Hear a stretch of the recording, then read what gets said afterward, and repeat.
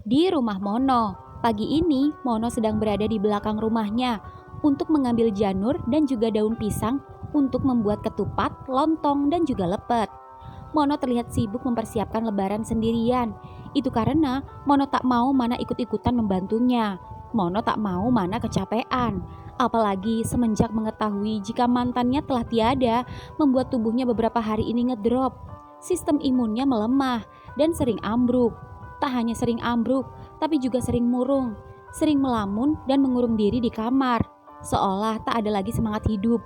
Mono yakin jika kepergian Pras mantannya sangat berdampak baik secara mental maupun psikisnya. Jika orang lain berbahagia menyambut lebaran, berbeda dengan Mono, air matanya tiba-tiba saja menetes ketika sedang memetik daun pisang. Saudara mana yang tega melihat penderitaan yang dialami saudaranya sendiri? Di depan Mana, Mono berusaha tegar dan sebisa mungkin berusaha tak menunjukkan rasa sedihnya pada Mana. Tapi saat ini, Mono sedang jongkok dan bersandar di batang pohon pisang, sembari mengusap air matanya. Apalagi ketika mengingat pesan Mana yang telah mempersiapkan kain kafan untuk bekal kematiannya sendiri. Tak hanya itu, Mana juga berpesan, jika ketika ia pergi nanti dan tak ada yang mau melayat, Mana meminta agar Mono berjanji agar bersedia untuk mengurus jenazahnya sendiri. Dan Mono sudah berjanji menyanggupi itu. Lagi-lagi Mono nyesek. Tanda-tanda itu mulai jelas, mulai nampak.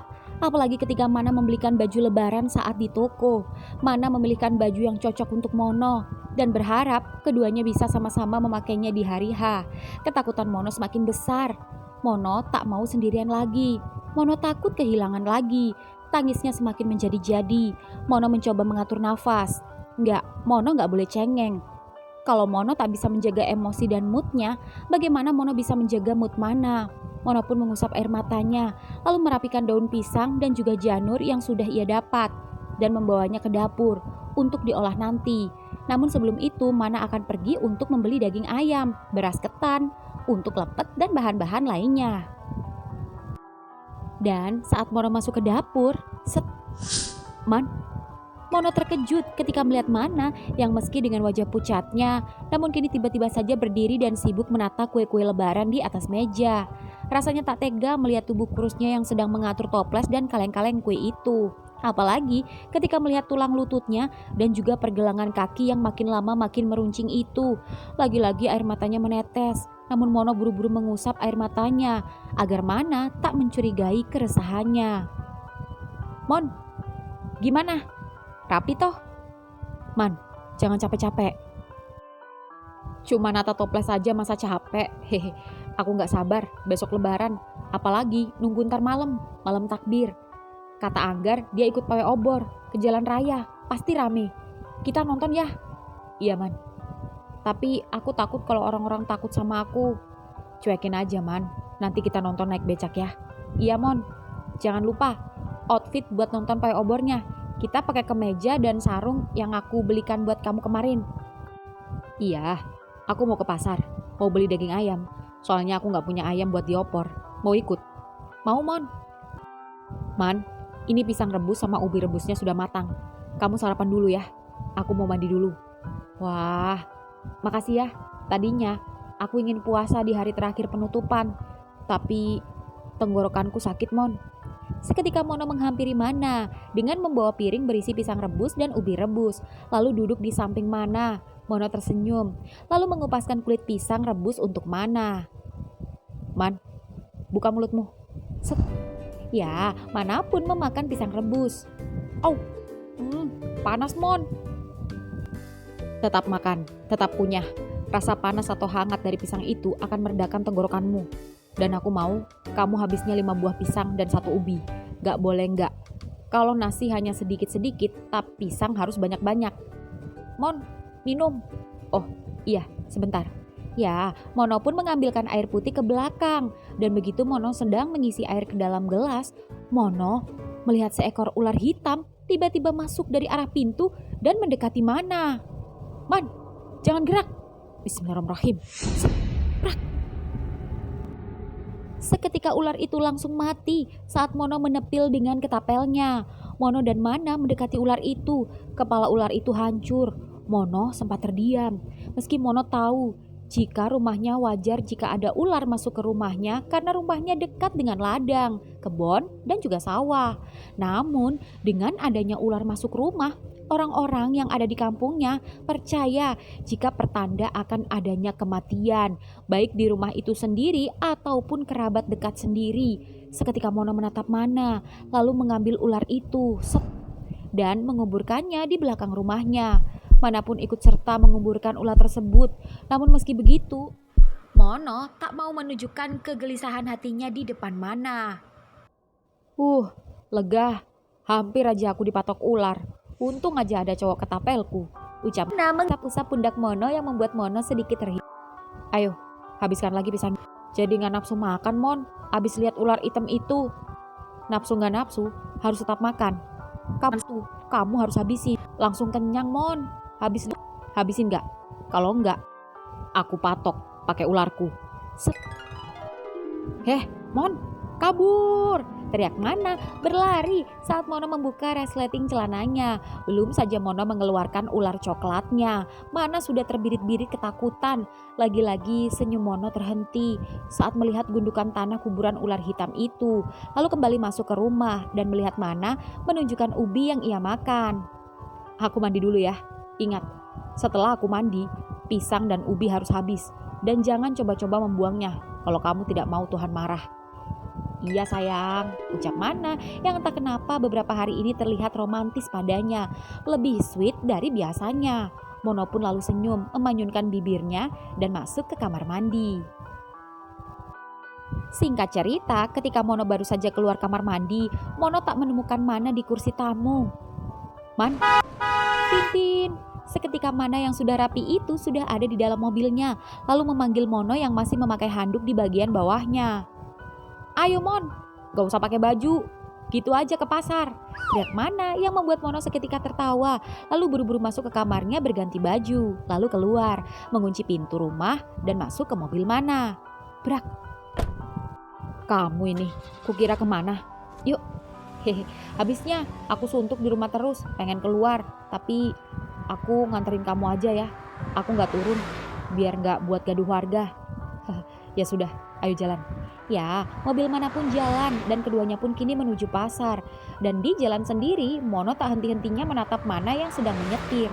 Dan terlihat senang melihat beberapa warga yang memasang hiasan lebaran berupa lampu-lampu, ketupat hias, bambu di sisi pagar kanan dan kiri untuk dibuat obor. Juga masih banyak yang lain. Rasanya Mana benar-benar bahagia tinggal di kampung. Ya sekalipun orang kampung kini mengucilkannya. Beruntung Mana memiliki Mono dan tidak semua orang kampung juga mengacukannya. Masih ada beberapa orang yang mau menganggapnya ada. Ya, Mana sudah tahu konsekuensinya. Mon, ya, kamu gak bikin obor? Nanti kita bikin, tapi habis ini aku harus bikin ketupat dulu. Aku bantu ya, emang bisa?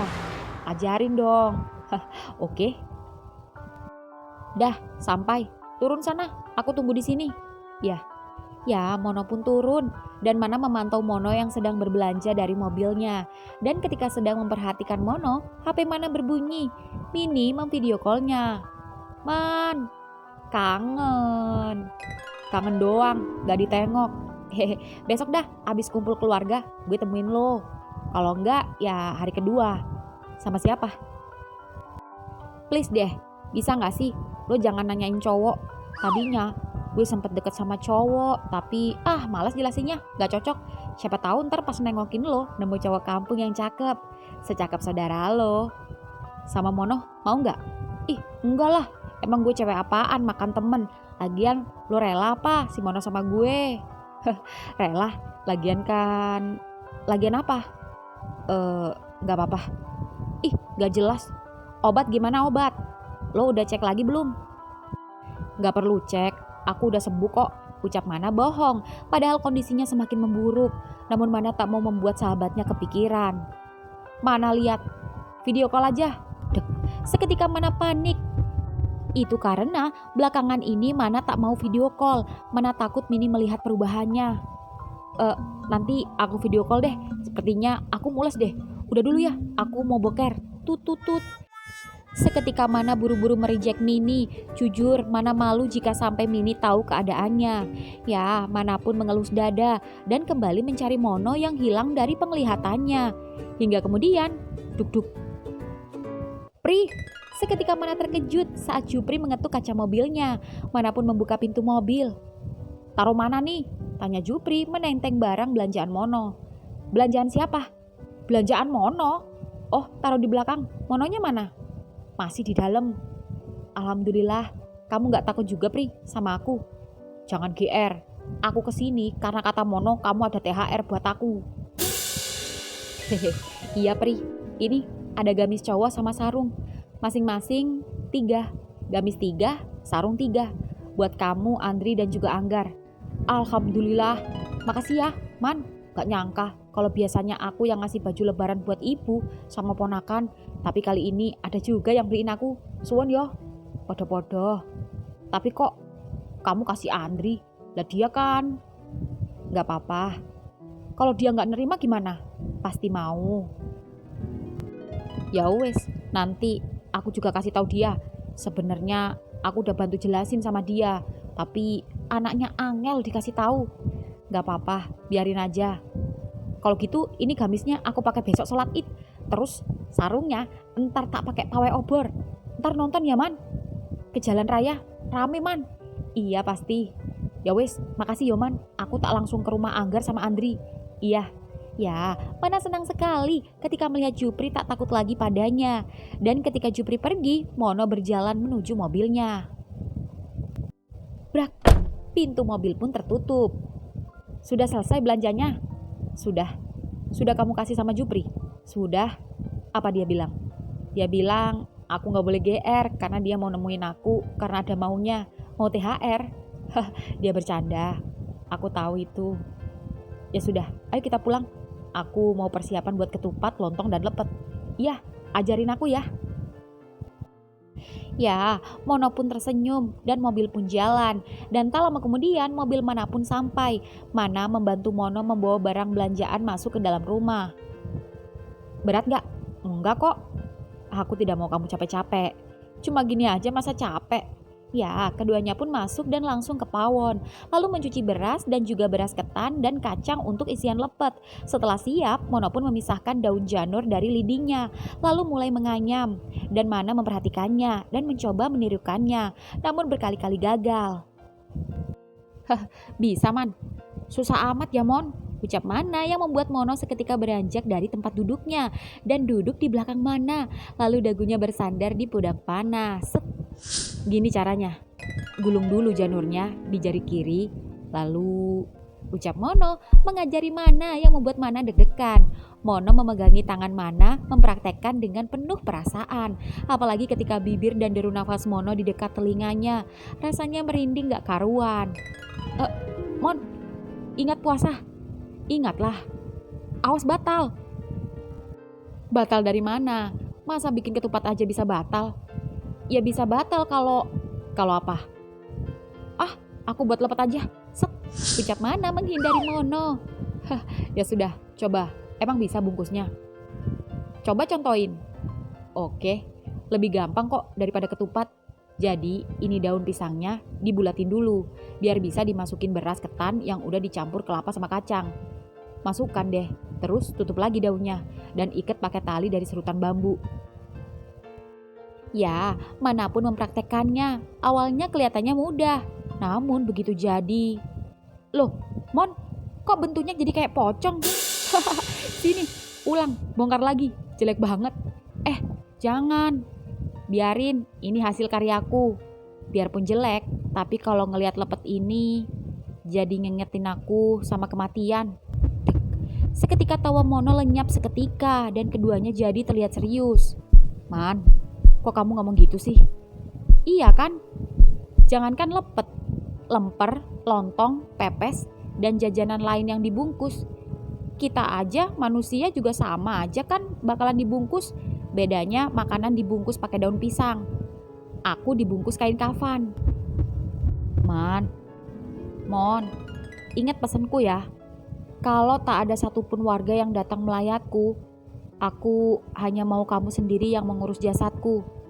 Aku ingin kamu memandikanku, seperti kamu mencuci beras ini. Aku ingin kamu membungkusku dengan kain kafan, seperti kamu membungkus lepet ini. Dan satu lagi permintaanku, aku ingin kamu menguburkanku bersama ketapelmu, dan kuburkan aku di bawah pohon nangka di belakang rumah. Di sana sejuk, aku suka. Dan kalau aku mati, segeralah menguburkan aku. Tak perlu menunggu warga datang. Aku tidak mau merepotkan mereka, apalagi mereka takut padaku. Man, jika aku tidak bisa membawamu pergi bersamaku, maka ketapel inilah yang akan menemaniku sebagai penggantimu, Mon. Mono hanya diam. Hingga kemudian, Assalamualaikum warahmatullahi wabarakatuh. Inna lillahi wa inna ilaihi rajiun. Dumateng para sedaya berita duka inggih menika Mbah Sumi. Mbah Sumi sampun wangsul sampun ngersanipun Allah Subhanahu wa taala. siapa yang meninggal? Mbah Sumi, yang biasa minta sirih, yang kamu ambilin beberapa waktu yang lalu. Innalillahi wa inna ilaihi rajiun. Bah. Man, aku tinggal dulu ya. Sebentar ya. Aku mau bantu-bantu di sana. Kamu istirahat aja ya, tunggu aku. Seketika Mono meninggalkan ketupat, lontong, dan juga lepetnya, lalu berlari menuju rumah almarhum Mbah Sumi dan bersama pemuda kampung membantu mengurus sampai di ke pemakamannya. Dan Mana sendiri merunduk termenung dan membatin dalam hati. Mbah udah duluan. Semoga diterima amal ibadahmu, Mbah. Benar-benar gak nyangka, maut pasti akan datang. Tinggal menunggu giliran. Dan aku pun menunggu waktuku datang. Di pemakaman sendiri, Mono, Jupri, dan pemuda kampung lainnya saja selesai menggali kubur. Andri dan Anggar sendiri terlihat mungkin sedang sibuk. Dan ketika keduanya sedang duduk menunggu iringan jenazah datang, keduanya pun tak sengaja mendengar obrolan lainnya. Waduh, saiki jare nek wong matine dina Selasa kuwi ngejak konco. Yang artinya biasanya orang yang meninggal hari Selasa di kepercayaan di kampung Mono akan mengajak teman. Seketika Mono jadi ketakutan dan was-was. Yo belum tentu lek, delok Selasane Selasa apa. Wis tah, itu mitos. Zaman modern kayak gini kok masih percaya. Hidup dan mati wis kersaning Allah, pasrah wae, ucap Jupri menyanggah. Ya juga ya, Pri. Mayite teko.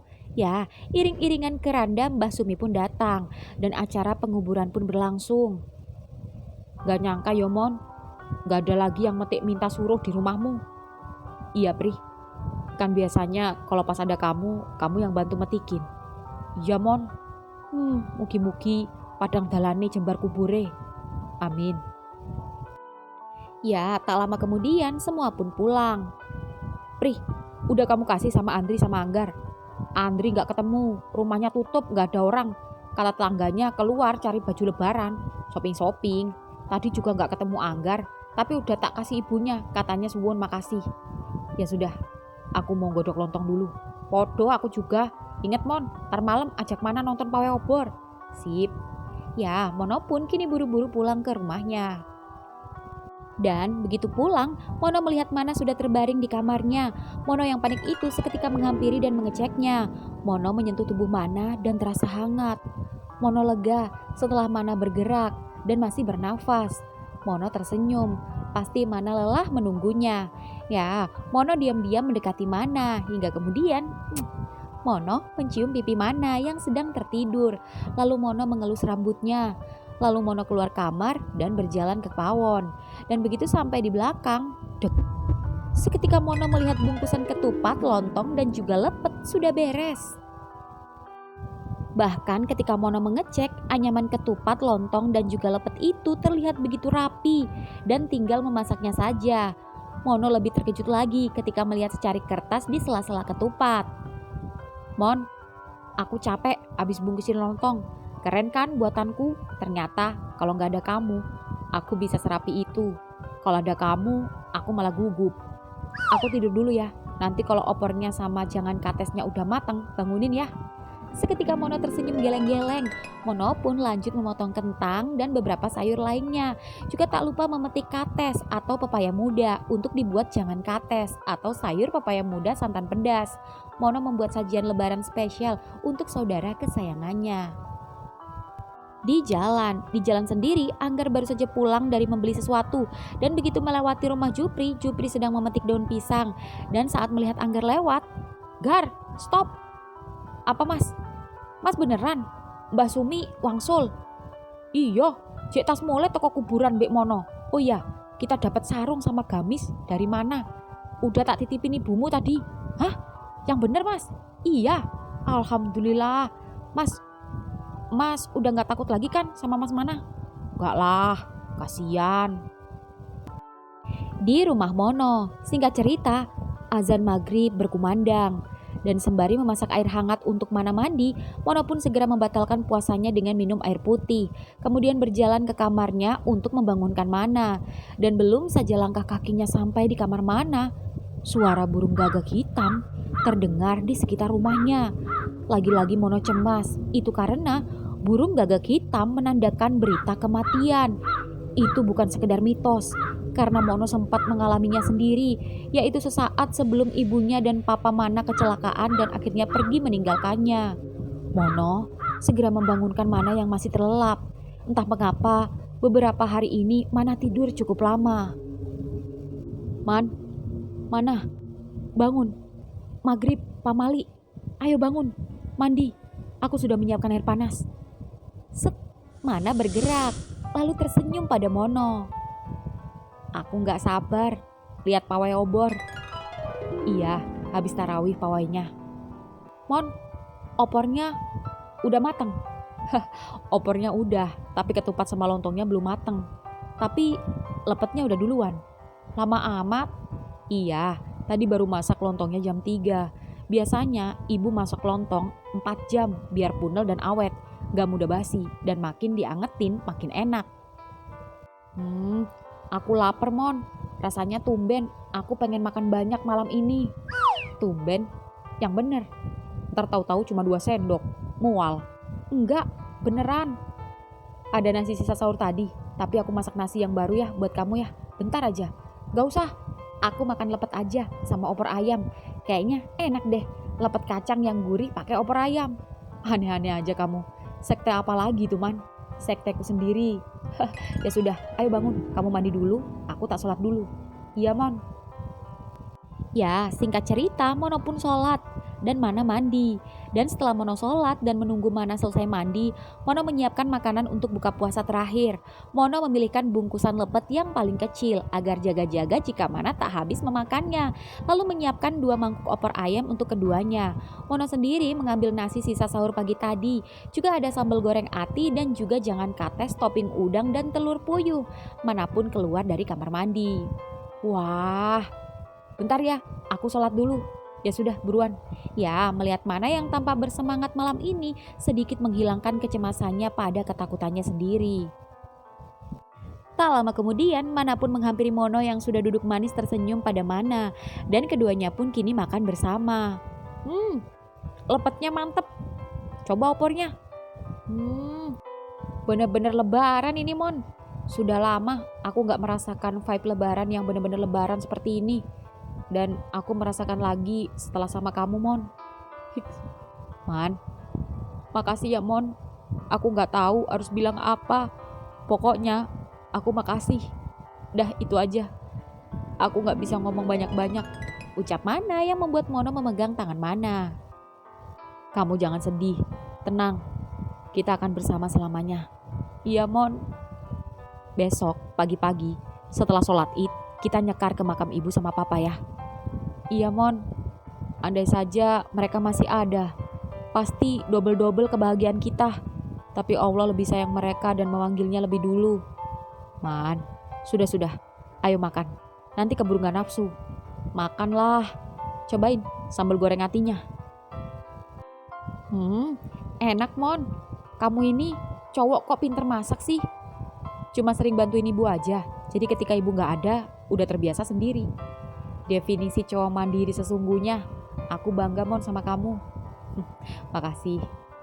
Man, habis ini aku tinggal kamu sendiri nggak apa-apa? Aku mau tahlil, sekaligus mau tarawih penutupan. Oh gitu?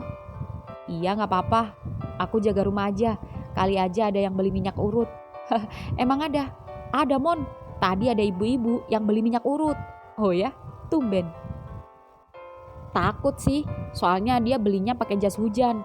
Padahal nggak hujan. Udah gitu, pas tak ladenin, nggak mau bersentuhan. Aku disuruh naruh di kursi. Mukanya nggak sewot sih, nggak sinis. Senyum malah, tapi aneh aja, ketakutan banget. Kayaknya kemakan omongan warga.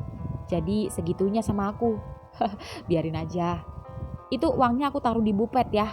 Iya. Lihat Mon, habis satu nih lepet. Wah, lagi Man, tumben. Lanjut 3 lagi, enak banget. Alhamdulillah ya Allah, aku seneng liatnya Man. Di musola sendiri, setelah sholat tarawih, semua remaja musola dan juga pemuda-pemuda kampung kini bersiap hendak pawai obor. Mono membantu menaikkan beduk dan alat musik lain ke atas pick up. Sedangkan Jupri menyiapkan bambu-bambu obor. Pri, Andri kok gak kelihatan? Gak tahu, tapi udah tak kasih kok tadi. Terus dia mau.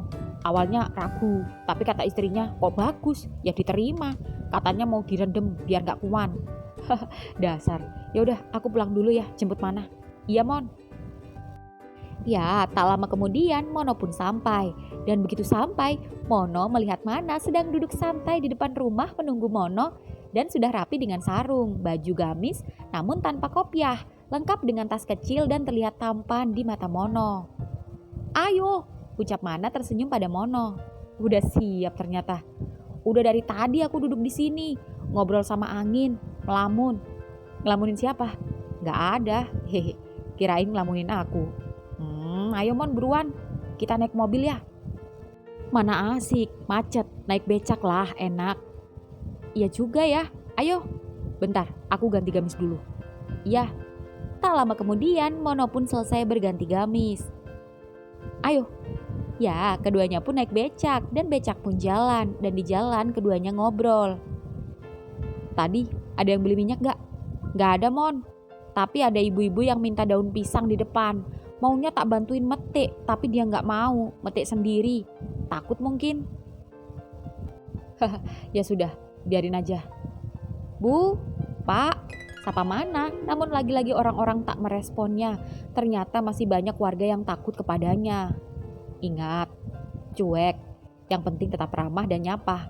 Kamu harus tetap sabar. Iya Mon. Tuh, musolahnya udah sepi. Mereka udah berangkat semua.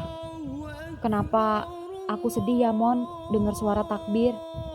Kenapa sedih Man? Aku takut gak bisa bertemu bulan Ramadan lagi. Karena aku baru merasakan bulan Ramadan yang bermakna adalah Ramadan kali ini. Aku diberikan ujian hidup dengan penyakitku, tapi dipertemukan dengan orang yang aku sayangi. Kamu, aku takut Mon. Berdoalah terus Man, dalam hati. Mintalah kepada Allah apapun itu. Semoga Allah mendengar doa-doamu. Dan semoga kita bisa bersama-sama bertemu dan menjalani bulan Ramadan bersama-sama tahun depan. Ucap Mono mengelus kepala Mana. Amin. Ya, tak lama kemudian keduanya sampai di jalan raya. Wah, ramai sekali. Mana rombongan si Jupri ya? Belum lewat kayaknya. Ini baru dari masjid kampung sebelah kayaknya. Karena pesertanya banyak Man. Dan mereka start di lapangan dekat sate keong yang kamu beli. Dan finish di lapangan yang dekat Indomaret. Wah, lumayan ya jalan kaki. Orang kampung sudah biasa jalan kaki. Kalau karnaval lebih jauh lagi. Iya juga sih. Kita di sini aja ya. Biar gak ada orang yang ngenalin kita. Biar kamu nyaman. Ya, keduanya pun berhenti tepat di pinggir jalan di bawah pohon. Man, kamu gak mau jajan? Banyak penjual tuh. Ada cilok, sempol, bakso, jagung bakar, dan banyak tuh. Aku mau cilok Mon. Sekalian beli minum ya. Aku haus Mon. Mau minum apa? Es teh. Tunggu sebentar ya. Iya. Ya, Mono pun membeli cilok dan juga es teh. Lalu tak lama kemudian kembali. Geser. Hah? Geser? Aku mau duduk berdua sama kamu. Oh, iya. Set. Mono pun duduk di samping Mana, dan Mana tersenyum sembari memakan ciloknya. Mono pun menyeruput es tehnya sembari duduk santai merangkul Mana. Gimana? Enak ciloknya? Enak? Kenapa kamu gak beli? Takut kamu gak habis saja. Aku kan pembuanganmu kalau setiap kamu makan gak habis. Haha, buka mulutmu, kita makan sama-sama. Gini kan enak makan berdua. Man, lihat itu Man, bagus sekali, ada atraksi juga. Wah iya, bisa disembur gitu apinya, udah kayak pertunjukan sirkus. Ternyata orang kampung bisa juga ya. Jangan pernah mengejek orang kampung. Kamu aja naksir sama orang kampung, ucap Mono mengedipkan mata pada Mana yang membuat Mana salting brutal. Kita kayak pacaran aja ya Mon, anggap aja gitu. Aku cowoknya, kamu ceweknya. Kan cuma pura-pura, mana dosa. Andai aku cewek.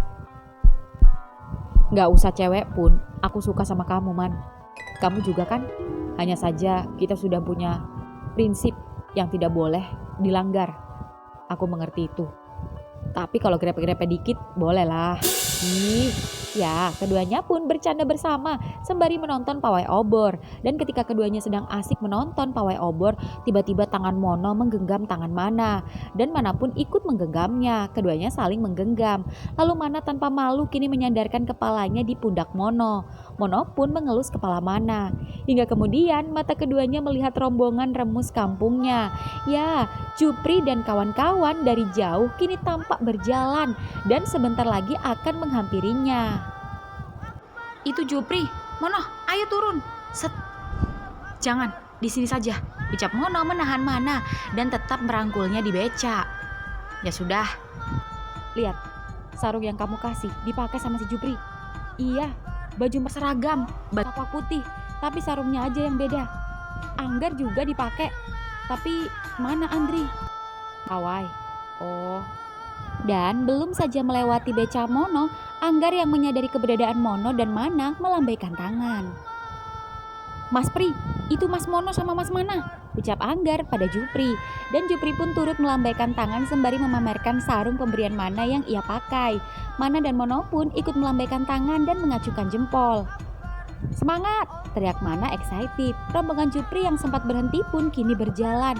Sebentar lagi akan melewati Mana dan Mono. Jupri terlihat di atas pikap hias dan terlihat sedang memukul beduk. Sedangkan Anggar bertakbir. Remaja yang lain berjalan kaki sembari membawa obor.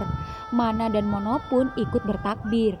Dan begitu rombongan Jupri melewati Mana dan Mono, Allahu Akbar, Allahu Akbar, Allahu Akbar, La ilaha illallah, Allahu Akbar, Allahu Akbar, walillahilham. Seketika Mana tiba-tiba ambruk di pangkuan Mono, yang membuat Mono panik. Bahkan baik Jupri maupun Anggar yang melihatnya juga panik. Man, kamu kenapa? Ya Allah Man, bangun Man. Mas Mono, kenapa Mas? Ada seorang mbak-mbak yang pernah mengurus jenazah ibunya yang bertugas di puskesmas tak sengaja di sana menghampiri Mono. Gak tahu ini Mbak. Man, saya cek ya. Iya Mbak. Innalillahi wa inna ilaihi rajiun. Apa? Mas, temenmu wis wangsul. Man, aku gak percaya. Man, Mbak, coba cek lagi Mbak. Coba dirujuk Mbak. Mas, ikhlasin Mas. Enggak Mbak, dia pingsan Mbak. Ayo Mbak, tolong aku Mbak. Ya, Mono pun membawa Mana ke puskesmas. Tak peduli keadaan macet. Mono menyeberang dan membawa tubuh Mana itu ke puskesmas. Mono mengambil jalan sebelah kiri yang tidak dilalui rombongan pawai. Tubuh yang tak bernyawa itu kini terpental-pental akibat ayunan becak yang menghantam bebatuan dan jalan berlubang. Man, bangun Man. Ya Allah, kembalikan Manaku. Kembalikan padaku ya Allah. Kalau kau ambil dia, ambil aku juga. Aku tidak mampu hidup sendiri lagi. Ya, tak lama kemudian Mono pun sampai. Dan begitu sampai, Mono membopong Mana masuk. Di sana ada mas-mas petugas yang jaga malam. Mas, tolong adik saya Mas. Adik saya pingsan. Dan begitu petugas itu mengeceknya. Loh, Mas, Masnya telat ini bawa ke sini. Maaf, ini bukan pingsan lagi adik jenengan, sampun wangsul mas. Dek. Seketika Mono lemas. Mana? Di rumah Mono. Singkat cerita, air mata Mono kini mulai mengering. Di depan jasad yang tertutup kain batik di depannya. Malam ini Mono mengaji untuk Mana sembari menunggu warga datang melayat. Tapi aneh, sudah sejam yang lalu jasad Mana terbaring di rumahnya, namun belum ada satupun warga yang datang, termasuk Jupri dan yang lain. Padahal Mono sudah memberitahukan kepergian Mana pada warga lewat musola. Mono sedih karena kematian Mana ditakuti oleh warga. Mono juga baru menyadari jika pertanda sebelum kematian Mana sudah Mono rasakan, mulai dari warisan uang dan barang-barang miliknya, kain kafan, pesan-pesan yang mencurigakan yang setiap ia ucapkan, dan pertanda ular masuk rumah dan suara gagak hitam. Juga mitos hari Selasa, dan ternyata itu benar, dan itu terjadi atas izin Allah. Jujur Mono sakit, tapi Mono harus ikhlas meskipun sulit. Mono ingin Mana pergi dengan tenang, maka dari itu, tanpa dibantu seorang pun, Mono berniat menjalankan amanah Mana untuk mengurus jasadnya sendiri. Mono akan menguburkan jasad Mana malam ini juga.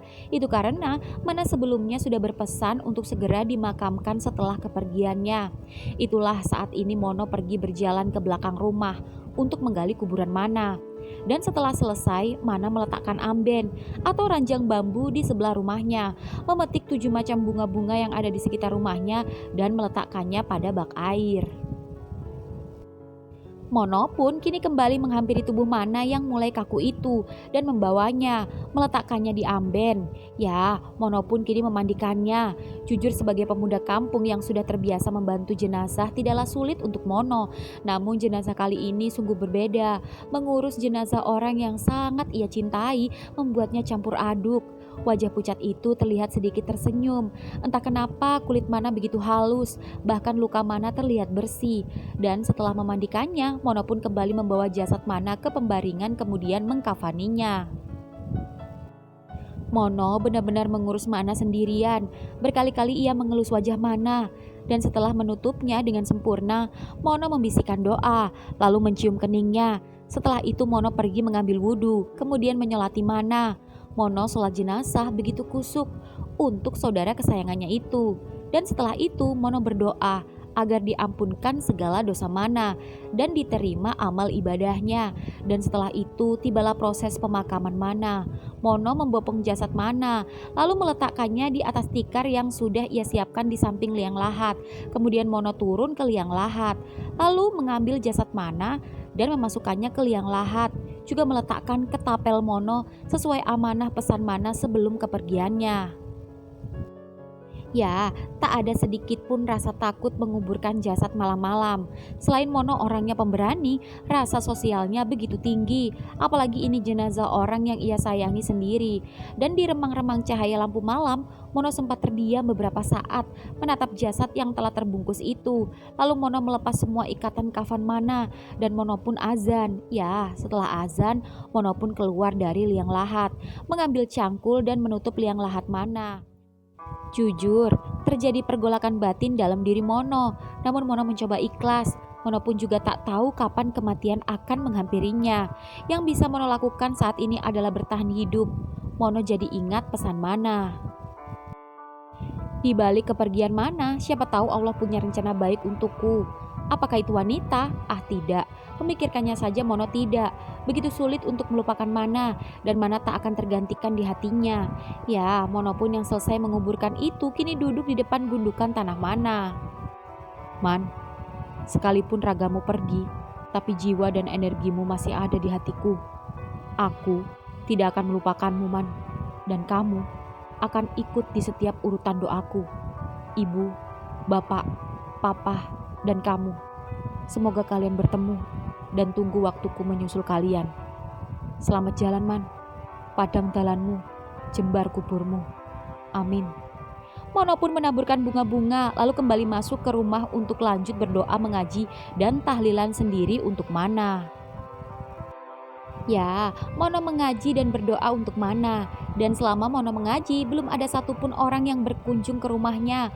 Mono terlihat lelah, Matanya tak kuat, sampai berkali-kali Al-Quran jatuh dari tangannya. Mono terus mengaji, menggeleng-gelengkan kepalanya, hingga kemudian seprak, Mono ambruk dan tertidur. Namun baru saja terlelap, cetak, suara tembakan kerikil ketapel terdengar menghantam pintu. Mono pun seketika terbangun. "Pri!" teriak Mono beranjak, lalu berjalan ke depan. Namun tak ada siapapun di sana. Mono tiba-tiba saja merinding. Mono pun yang lelah itu menutup pintu. Dan begitu berbalik badan, seketika Mono melihat ketapel yang baru saja tadi dikuburkan bersama jasad Mana, kini tiba-tiba saja tergeletak di samping Al-Quran. Kepala Mono tiba-tiba saja sakit. Ini tidak mungkin. Mono pun mendekati ketapel itu. Namun ketapel itu mengeluarkan cahaya. Semakin Mono hendak menyentuh, semakin silau sampai matanya terpejam. Hingga saat Mono mengambilnya, tok tok tok. Seketika suara ketukan pintu membuat Mono membuka mata. Dan begitu membuka mata, ketapel pun menghilang. Dan sinar matahari pagi mengintip di balik jendela rumah. Mono bingung, plonga-plongo, kenapa tiba-tiba saja sudah pagi. Tok tok tok. "Permisi." Tiba-tiba saja suara perempuan mengetuk pintu rumah.